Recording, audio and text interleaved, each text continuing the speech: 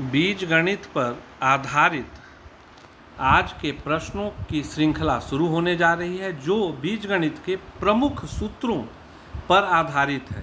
अतः निवेदन है कि आप इस पूरी कक्षा को ध्यान से सुनें, समझें और अभ्यास करें। धन्यवाद।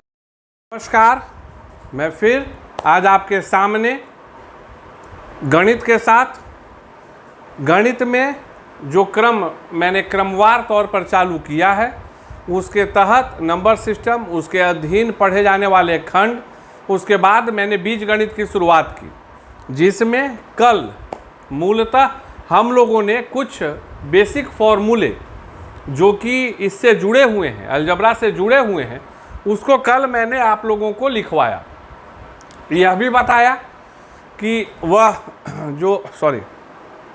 जो फॉर्मूला है, वह जो सूत्र है, वह कहीं से आता नहीं है। वनिस्पत की वह एक प्रक्रिया के तहत प्राप्त किया जाता है जो सामान्य गुणन प्रक्रिया या किसी अन्य प्रक्रियाओं पर आधारित होता है, और उसी को हम लोग एक प्लेटफॉर्म पर लिखते हैं और याद करते हैं। लेकिन कल हम एक बात और बोले थे कि भाई अब ऐसा नहीं है कि वो जो 6-7 फॉर्मूले आपने 8 फॉर्मूले बेसिक फार्मूला तुम लिखे, अब वही तो सवाल तो नहीं पूछा जाएगा ना। किसी परीक्षा में यह कभी भी नहीं पूछा जा सकता है कि a+b का होल स्क्वायर क्या होता है।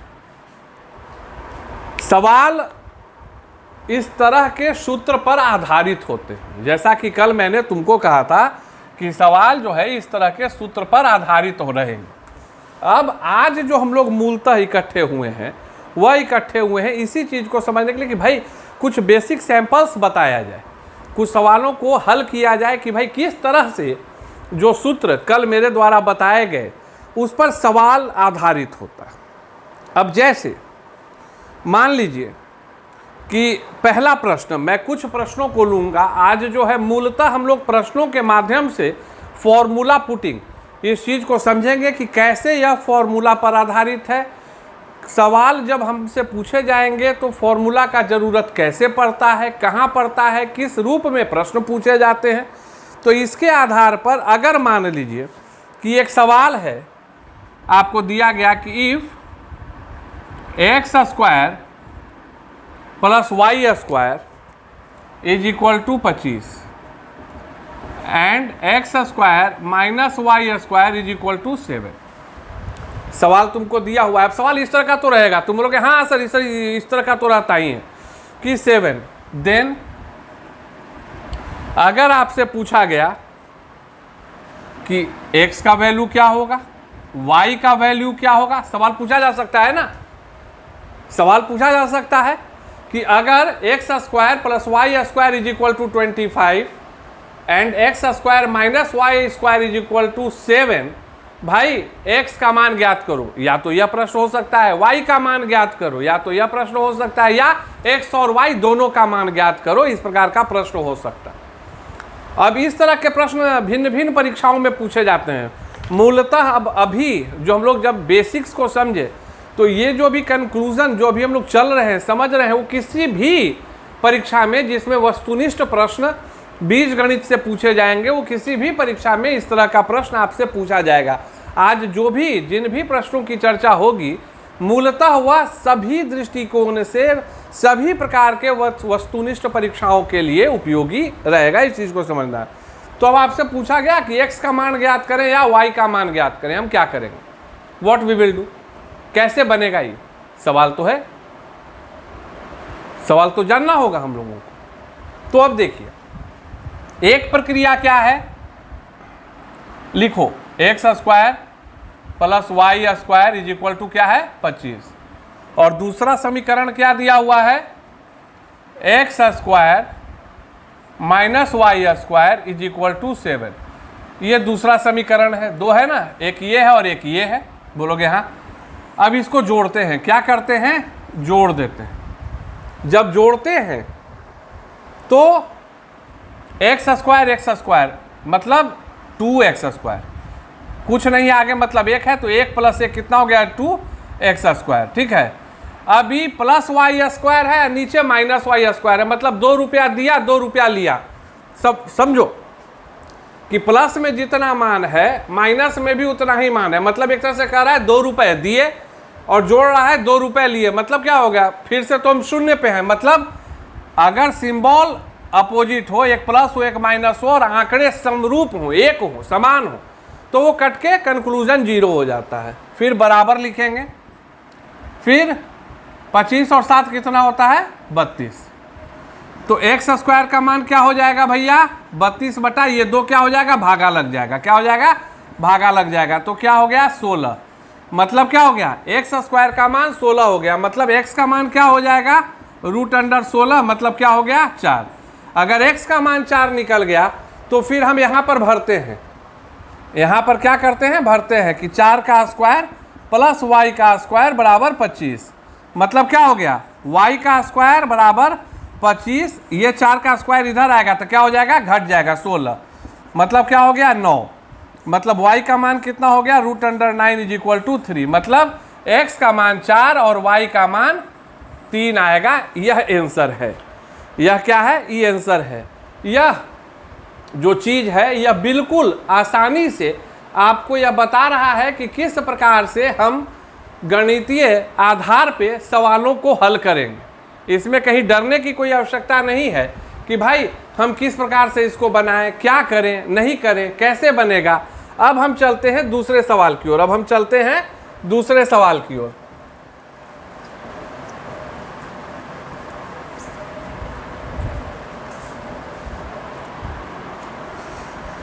अब देखो, अगर लिखा हुआ है कि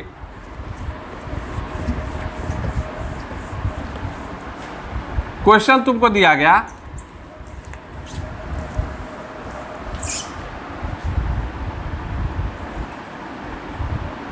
फाइंड द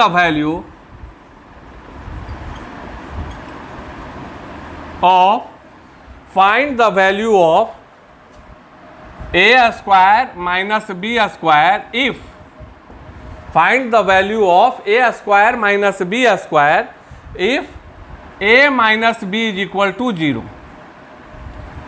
सवाल देखो, अब इसीलिए अब देखना सवाल का थोड़ा वो सामान्य बीजगणितीय जोड़ था। अब सवाल को हम लोग फॉर्मूला बेस्ड पे ला रहे हैं कि भाई a square minus B square का मान ज्ञात करें अगर a minus B is equal to 0 है। अब क्या करना शुरू करोगे, आंकड़ों से खेलना शुरू करेंगे। वेरिएबल है भाई, जटिल होगा, समझना मुश्किल होगा। अब देखो, अब इसी पे फॉर्मूला का क्या है। अगर फॉर्मूला को तुमको फॉर्मूला याद रहता है तो तुमको याद होगा कि a square minus B square is equal to होता है a plus B into A minus B. होता है कि नहीं? मेरे पिछले कक्षा में चले जाओ, बोर्ड पर इस तरफ जो फॉर्मूला लिखा हुआ था उसमें देखना a square minus B square is equal to मैंने लिखा होगा a plus B into A minus B. अब अगर वो फॉर्मूला आपके दिमाग में आ गया, अगर वो फॉर्मूला आपके दिमाग में आ गया तो सवाल उसी वक्त हल हो गया। हमको इस चीज़ को समझना ही नहीं है कि बाप रे अब क्या दे रहा है, इसमें तो किसी चीज़ का मान ही नहीं है, ए का मान पता नहीं, बी का मान पता नहीं, और दोनों जो 2 स्टेप्स हैं कि a square minus B square का आंसर पता करना है और a minus B equal to 0। मतलब सारा खेल तो वेरिएबल का चल रहा है। लेकिन अगर फॉर्मूला हमको याद है तो a square minus B square का फॉर्मूला क्या होगा, a plus B into A minus B. अब देखो, अब इसमें क्या दिया हुआ है कि a minus B is equal to 0, a minus B is equal to 0। मतलब क्या हो गया, a प्लस बी गुने 0, तो क्या हो गया मान 0। मतलब क्या हो गया, a square minus B square का आंसर क्या आ गया, 0 आ गया। अब समझे कि फॉर्मूला क्यों जरूरी है। सवाल इस तरह का तो आएगा, सवाल इस तरह का तो आएगा। अब चाहे वह क्वेश्चन तुमको दे दिया कि find the value of a square minus B square if either a minus B is equal to 0 either a plus B is equal to 0। या तो a minus B is equal to 0 का है या a plus B is equal to 0 का है। दोनों में अगर a प्लस बी कहेगा तो यहाँ 0 इंटू ए माइनस बी होगा। आंसर आपको पता होना चाहिए कि अल्टीमेटली क्या होगा। अब देखो, इस चीज को समझना जिसके लिए आज हम मूलतः हम तुम लोगों के पास हैं, इसका थ्योरेटिकल सवाल क्या होगा। थ्योरेटिकल सवाल क्या होगा। अब देखो, सवाल इस तरह का भी तो आ सकता है कि अगर 2 संख्याओं का अंतर 0 है तो उन संख्याओं के वर्गों का अंतर क्या होगा। ये तो लिखा हुआ है तो काफी कुछ आसान है, लेकिन आप मेरे इन शब्दों को समझिएगा। प्रश्नकर्ता इस प्रकार से भी प्रश्नों को पूछ सकता है कि अगर 2 संख्याओं का अंतर 0 है तो उनके वर्गों का अंतर कितना होगा, उन संख्याओं के वर्ग का अंतर कितना होगा। अब इसी को मैथमेटिकल रूप में लिखेंगे कि दो संख्याओं का अंतर शून्य है, मतलब कि माना कि संख्या a और b है तो पहले लिखेंगे a minus B equal to 0। पूछ क्या रहा है, उनके वर्गों का अंतर a square minus B square बराबर वॉट। तो सवाल इस स्वरूप में भी आ सकता है, और इसीलिए मैंने कहा है कि अगर आपको शब्द पकड़ने आ गया ना, तो अगर आप ये समझ गए कि दो संख्याओं का अंतर शून्य है, अगर मैथमेटिकल रिप्रेजेंटेशन करना सीख लोगे और तो उनके वर्गों का अंतर क्या होगा, तो अंतर शून्य है मतलब दो संख्या ले लो a minus B equal to 0, वर्गों का अंतर पूछ रहा है मतलब a स्क्वायर घटाओ b स्क्वायर का मान क्या होगा। तुरंत आप इस फॉर्मूला पे पहुंच जाइएगा, चाहे वो सवाल बिल्कुल ही डिस्क्रिप्टिव मैनर में क्यों नहीं हो, थ्योरेटिकल मैनर में क्यों नहीं हो, कहीं कोई चिंता नहीं होगी। तो यह चीज़ आपको समझ में आ गई होगी। अब चलते हैं फॉर्मूला बेस्ड पर अगले सवाल की तरफ। अब चलते हैं फॉर्मूला बेस्ड पर अगले सवाल की तरफ।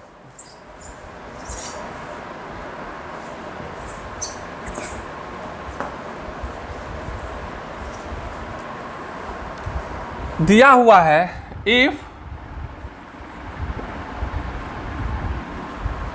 X square plus Y square is equal to 34। क्या दिया हुआ है कि भाई if X square plus Y square is equal to 34 और X Y and X Y is equal to 15। अब तुमसे सवाल पूछ दिया, अब तीन सवाल पूछ सकता है कि भैया x प्लस वाई का मान बताइए, x का मान बताइए या y का मान बताइए। सवाल इस तरह का आता है, आप देखिएगा वो चाहे सीटेट हो, चाहे आरआरबी एनटीपीसी हो, सीबीटी हो, किसी भी तरह के परीक्षाओं में सवाल एलजेब्रा बेस्ड से इसी तरह का आएगा कि X square plus Y square is equal to 34 and X Y is equal to 15, then find out the value of X plus Y, X या वाई। फिर मैं बता रहा हूं इसी सवाल का हिंदी निरूपण। अगर दो संख्याओं के वर्गों का योग 34 और उन संख्याओं का गुणन का मान 15 है तो संख्याएं ज्ञात करें या संख्याओं का योग ज्ञात करें। रिवाइंड करके सुन लेना, इससे आसानी से तुम समझ जाओगे कि इसी सवाल को इस रूप में भी लिखा जा सकता है कि अगर दो संख्याओं के वर्गों का योग 34 है तथा उन संख्याओं का गुणन का मान 15 है तो संख्याओं का योग बताएं या संख्याओं का मान बताएं। सवाल एकदम बिल्कुल सरल है। उस सवाल का मैथमेटिकल रिप्रेजेंटेशन ये होगा।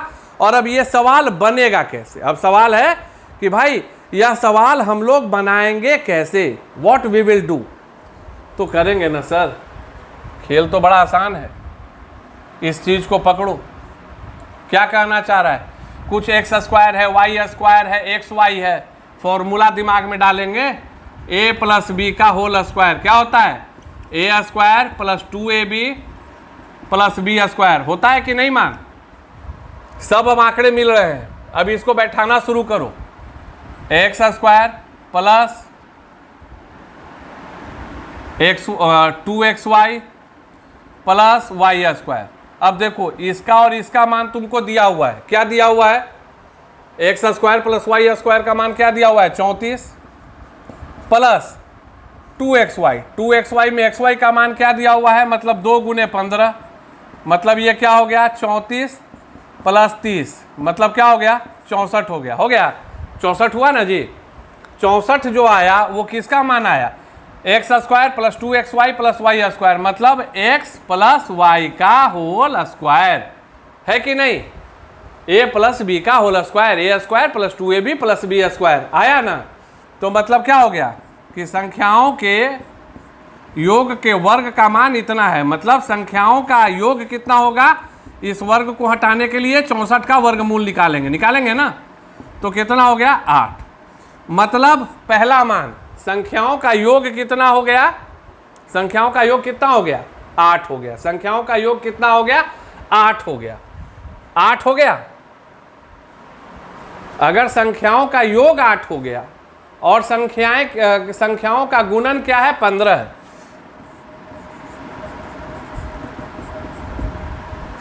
तो एक चीज आपको याद होगा कि मतलब क्या है कि भाई 8 का कोई ऐसा फैक्टर निकालो जिसको जोड़ने पे 8 आ जाए, गुना करने पे 15 आ जाए, तो आपका 5 और 3 क्या हो गया 5 और 3, 5 3 क्या हो गया 8 हो गया, 5 3 क्या हो गया 15 हो गया। तो मान कितना हो गया, संख्याओं का मान हुआ 5 और 3, है कि नहीं।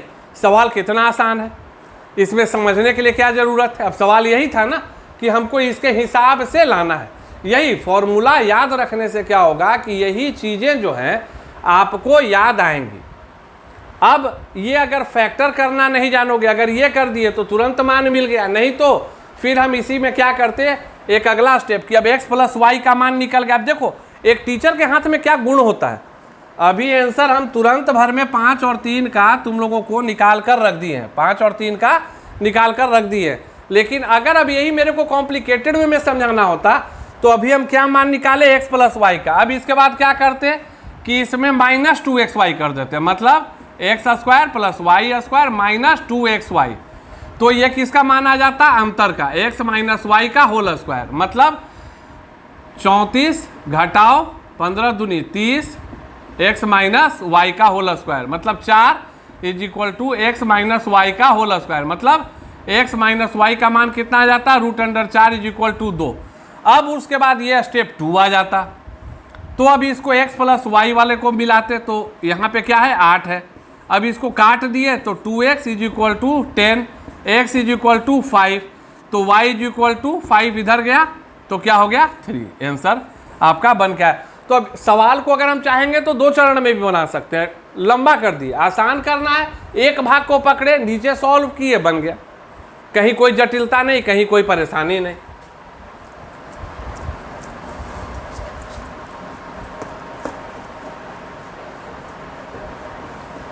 सवालों को अगर फॉर्मूला के आधार पे आप समझने लगे तो बीजगणित से आसान कुछ है ही नहीं भाई। इट इज़ द मोस्ट, बहुत बहुत ईजी है, इससे आसान कुछ भी नहीं। अब चलते हैं अगले सवाल पर जो परीक्षा में आपसे पूछे जा सकते हैं। मान लो कि तुमको एक सवाल दिया गया कि लिखा हुआ है कि if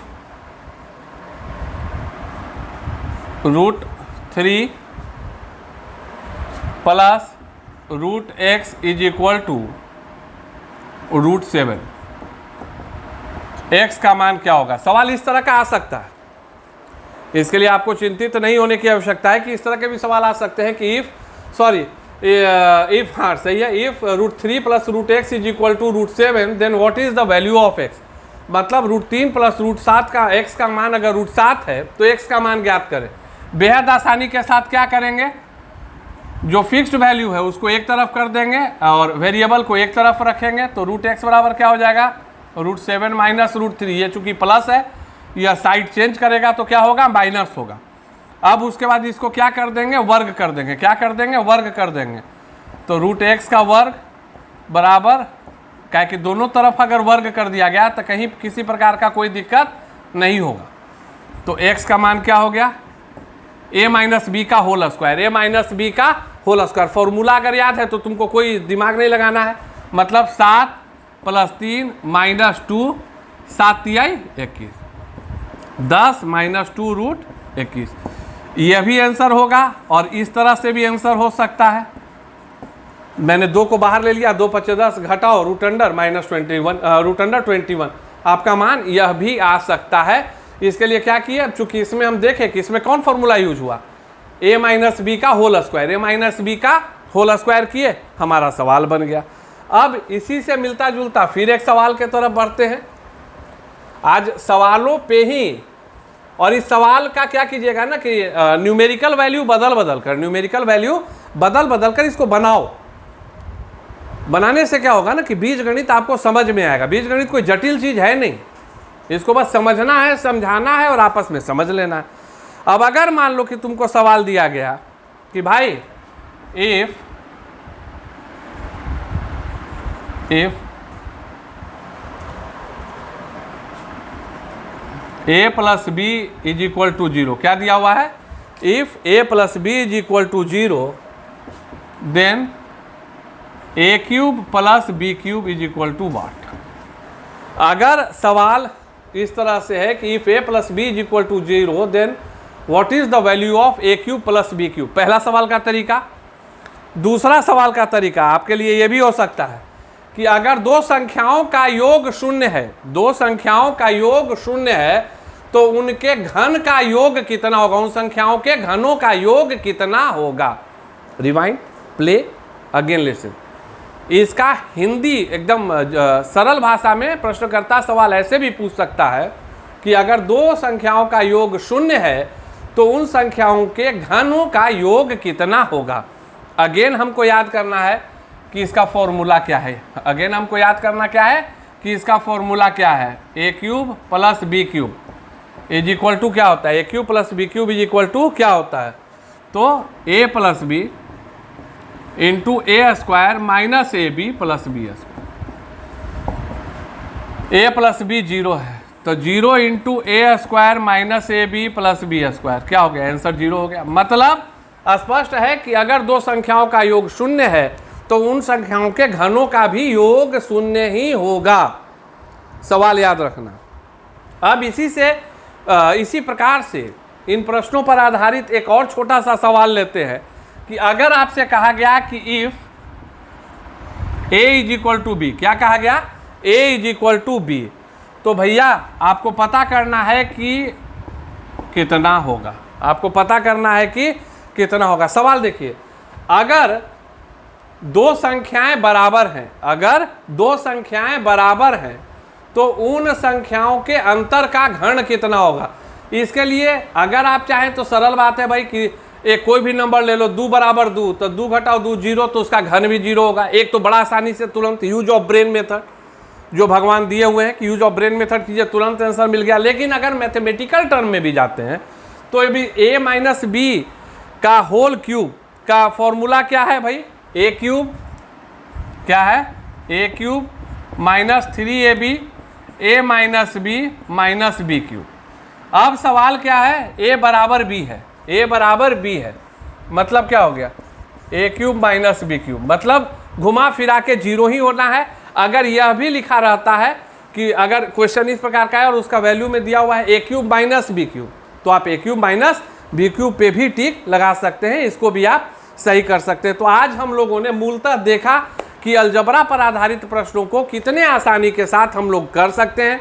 now it's my personal request to you कि भाई आप न्यूमेरिकल वैल्यूज़ को बदलें और इस तरह के प्रश्नों को खोजें, सैम्पल क्वेश्चंस खोजें और उस पर वर्कआउट कीजिए, अपने प्रैक्टिस को कीजिए। मैथ्स मीन्स प्रैक्टिस, जितना प्रैक्टिस होगा गणित में आप उतने ही निपुण होंगे। जय हिंद, वंदे मातरम।